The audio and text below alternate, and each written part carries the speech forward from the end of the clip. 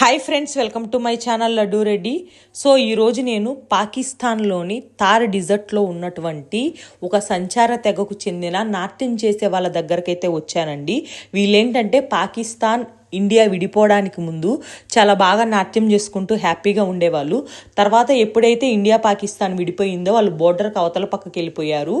తర్వాత ఏంటంటే పాకిస్తాన్ వాళ్ళు బోర్డర్కి దగ్గరగా ఉండడం, వీళ్ళు హిందువులు అవ్వడం వల్ల వీళ్ళని ఏంటంటే పెద్దగా పట్టించుకోలేదు. కోర్స్ బోర్డర్ అవతలు ఉన్నారు కాబట్టి మన వాళ్ళు కూడా ఇండియన్స్ కూడా వాళ్ళని పట్టించుకోరు కాబట్టి పట్టించుకోలేదు. తర్వాత వీళ్ళు ఏంటంటే దీనివల్ల బలవంతంగా వ్యభిచార వృత్తిలోకి అయితే నెట్టబడ్డారనమాట. సో ఈరోజు నేను ఈ వీడియోలో వీళ్ళ గురించి డీటెయిల్గా వీళ్ళు సంచార జాతిలోనే దహర్ అనే ఒక జాతికి చెందిన వాళ్ళండి. వీళ్ళ వృత్తి ఏంటంటే వ్యభిచారం చేయడం అనమాట. వ్యభిచారం చేసి జీవనాన్ని సాగించడం వీళ్ళ వృత్తిగా ఎంచుకున్నారు. వీళ్ళ కుల వృత్తి ఇదే అనమాట. అంటే వీళ్ళది స్టార్టింగ్ నుంచే వీళ్ళ కులంలో వాళ్ళందరూ వ్యభిచారం చేయడం అట్లయితే జరగలేదండి. వాళ్ళకున్న అక్కడ పరిస్థితులు, అంటే నేను చెప్పాను కదా వీళ్ళు పాకిస్తాన్లోని థార్ డిజర్ట్లో ఉంటున్నారని చెప్పేసి, వాళ్ళు ఎడారిలో ఉండడం వల్ల వాళ్ళకి వ్యవసాయం చేయడానికి అక్కడ వాటర్ ఉండవు, వాతావరణ పరిస్థితులు అనుకూలంగా ఉండవు. అండ్ వాళ్ళకేంటంటే వీళ్ళు చాలా లో క్యాస్ట్ అనమాట, అంటే చాలా తక్కువ జాతికి చెందిన వాళ్ళు కాబట్టి వీళ్ళని ఏంటంటే వేరే కులాల వాళ్ళు వీళ్ళని కలుపుకోరనమాట. వీళ్ళని బహిష్కరించినట్లు దూరంగా పెట్టడం వల్ల ఇక్కడ వీళ్ళు ఏంటంటే అటు వ్యవసాయం చేసుకొని బతకడానికి లేదు వీళ్ళకి, అండ్ వేరే వాళ్ళు ఎవరు వీళ్ళని రానియర్ అనమాట. అంటే వెళ్ళి వేరే వాళ్ళ దగ్గర ఏదైనా పని చేయడానికి వీళ్ళకి ఆప్షన్ ఉండదు, ఎందుకంటే వీళ్ళని వెలేసినట్టు దూరంగా పెడతారనమాట ఊరు బయట. అండ్ ఇంకోటి ఏంటంటే వీళ్ళకి ఎలాంటి ప్రభుత్వ గుర్తింపు కార్డులు ఉండవు అనమాట. అంటే ఇప్పుడు కొన్ని ప్రభుత్వం ఉచిత స్కీమ్స్, అంటే కొంచెం తక్కువ క్యాస్ట్ వాళ్ళకి కొన్ని రిజర్వేషన్స్ కావచ్చు, లేకుంటే ఫ్రీగా ఇచ్చే రేషన్ కావచ్చు, అట్లా అంటే ఒక్కొక్క దేశంలో కొన్ని స్కీమ్స్ ఉంటాయి కదా. అట్లా పాకిస్తాన్కి చెందిన ఎలాంటి స్కీమ్స్, ఉచిత స్టఫ్ అనేది ఏది కానీ వీళ్ళకి వర్తించదంటండి. ఎందుకంటే వీళ్ళకి ఎలాంటి గుర్తింపు కార్డే లేదు. అంటే వీళ్ళు అక్కడ దేశానికి చెందిన పౌరులు అని గుర్తించడానికి ఒక గుర్తింపు కార్డే వీళ్ళకి ఇంతవరకు ఇవ్వలేదు. సో దానివల్ల ఏంటంటే వీళ్ళకి ఎట్లాంటి గవర్నమెంట్ నుంచి సహాయం రాదు, కనీసం తినడానికి రొట్టెలు చేసుకోవడానికి రొట్టె పిండి ఉండదు, అలా అని పోయి వేరే వాళ్ళ దగ్గర పని చేయడానికి వాళ్ళు రానిచ్చుకోరు వీళ్ళని. అండ్ వ్యవసాయం చేద్దామంటే అక్కడ వాటర్ ఉండవు.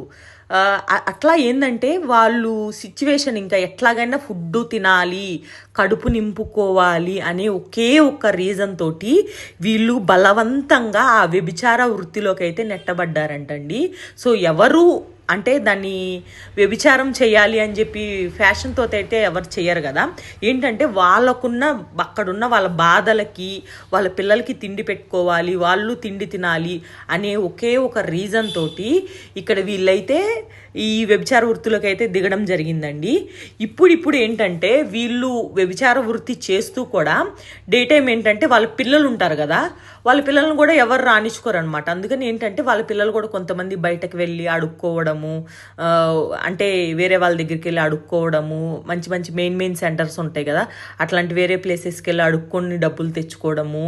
అండ్ వాళ్ళ ఇంట్లో ఆడవాళ్ళు ఏంటంటే ఇట్లా వ్యభిచారం చేసి డబ్బులు సంపాదించుకోవడము అట్లా ఉంటారనమాట. ఇక్కడ ఏంటంటే దగ్గరగా అక్కడ ఒక 7-8 ఇల్లులు ఉన్నాయి అంతేనండి, దూరంగా. అంటే వాళ్ళని మొత్తం ఎడారిలోనే ఒక ఈటకి పెట్టారనమాట. వాళ్ళకి దర్దాపుల్లో కూడా ఎవరు లేరు. సో వాళ్ళ హౌసెస్ అయితే ఇట్లా ఉన్నాయన్నమాట. నిజంగా వీళ్ళ సిచ్యువేషన్ చూసి అయితే నాకు చాలా బాధ అనిపించిందండి. ఎందుకంటే ఇంత డెవలప్ అవుతుంది ప్రపంచం, దేశాల్లో అన్ని దేశాలు ఇంత బాగా డెవలప్ అవుతున్నాయి, ఇంత టెక్నాలజీ పెరిగింది, స్మార్ట్ ఫోన్స్ యూజ్ చేస్తున్నాము, అన్నీ చేస్తున్నాము. కానీ ఈ అంటరానితనం, అస్పృశ్యత, జనాలను దూరంగా పెట్టడము, అంటే ఒకళ్ళని వెలివేయడము, వీళ్ళు తక్కువ కులమోళ్ళు వీళ్ళు ఎక్కువ కులమోళ్ళు అనేది ఇప్పటికీ కూడా ఉందంటే నాకు నిజంగా చాలా బాధ అనిపించింది.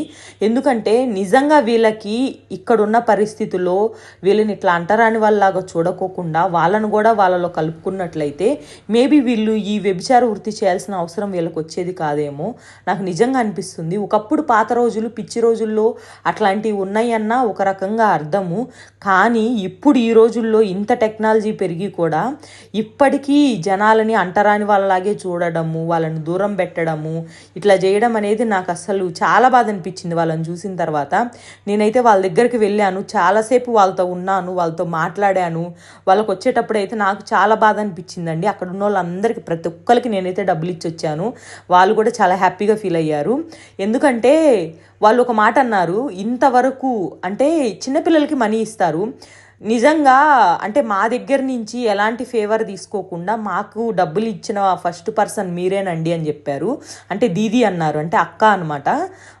అంటే ఎవరైనా అంటే ఇప్పుడు వ్యభిచారం చేసే వాళ్ళ దగ్గరికి వెళ్ళి ఎవరైనా డబ్బులు ఎందుకు ఇస్తారండి? వాళ్ళ అవసరానికి వెళ్తారు, వాళ్ళ అవసరం అయిపోగానే డబ్బులు ఇచ్చొస్తారు. కానీ అట్లాంటి వాళ్ళ దగ్గరికి నేను నార్మల్గా డబ్బులు ఇచ్చేతలకి వాళ్ళు చాలా ఎమోషనల్ అయ్యారు. అందులో ఒక ఆమె అయితే ఒక చిన్న బాబు ఉన్నాడు అనమాట తనకి. సో కొత్తగా డెలివరీ అయిందంట. అంటే కొత్తగా డెలివరీ అయింది కాబట్టి తను ఇప్పుడు తన కుల వృత్తిని అయితే, తన వ్యభిచారాన్ని అయితే తను కంటిన్యూ చేయలేదు. అలా అని తనకు ఇంకొక ఇన్కమ్ సోర్స్ కూడా ఏం లేదనమాట. సో నేను మిగతా వాళ్ళకంటే ఆ అమ్మాయికి కొంచెం ఎక్కువ డబ్బులు ఇచ్చాను. తను చాలా ఇన్నోసెంట్గా కనిపిస్తుంది, ఏజ్ కూడా చాలా చిన్నది నాకు తెలిసి తనకి. అంటే తన ఫేసే చాలా అమాయకంగా ఇన్నోసెంట్గా ఉంది, చేతిలోనేమో చిన్న బాబు ఉన్నాడు తనకి. సో ఇప్పుడు ఇలాంటి సిచ్యువేషన్లో తనైతే తన వ్యభిచారం చెయ్యదు. అండ్ వాళ్ళకి తను జీవించాలి, తను తినాలి, తన బాబుని చూసుకోవాలి అంటే వాళ్ళకి ఖచ్చితంగా డబ్బులు కావాలి. ఇప్పటికి కూడా వీళ్ళు అంటే ఇప్పటికీ కూడా వీళ్ళకి ఇక్కడ సరైన వ్యవసాయ వనరులు ఏమి ఉండవండి. అండ్ ఈవెన్ వీళ్ళకి భూములు కూడా ఏం లేవంట. నేను కనుక్కుంటే మాకు ఇక్కడ ఏం లేదండి అని చెప్పారు. సో వీళ్ళు ఏంటంటే ఇప్పుడు వీళ్ళు ఉండే స్థలం కూడా వీళ్ళ సొంతది కాదనమాట. అంటే ఊరు బయట ఎక్కడో దూరంగా ఈ పోరంబోకు స్థలాలు అంటారు కదా, అంటే ఏ నిరుపయోగంగా అట్లా పడిన రోడ్డు పక్కన స్థలాలు ఉంటాయి కదా దూరంగా.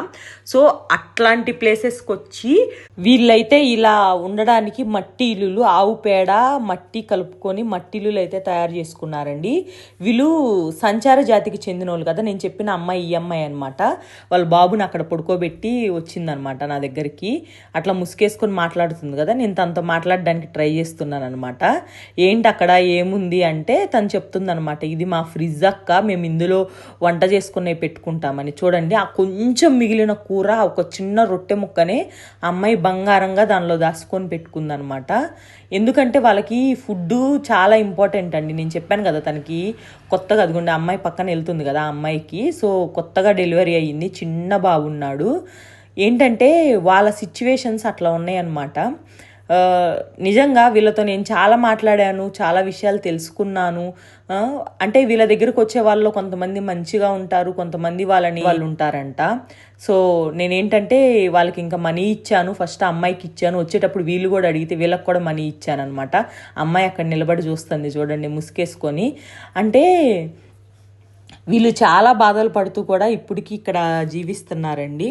నాకు ఇక్కడ ఇంకొక బాధగా అనిపించిన విషయం ఏంటంటే, మనం ఎక్కడైనా ఏం చేస్తాం, మనం రోజులో ఒక 3 టైమ్స్ మినిమం ఖచ్చితంగా 3 టైమ్స్ తింటాం కదా.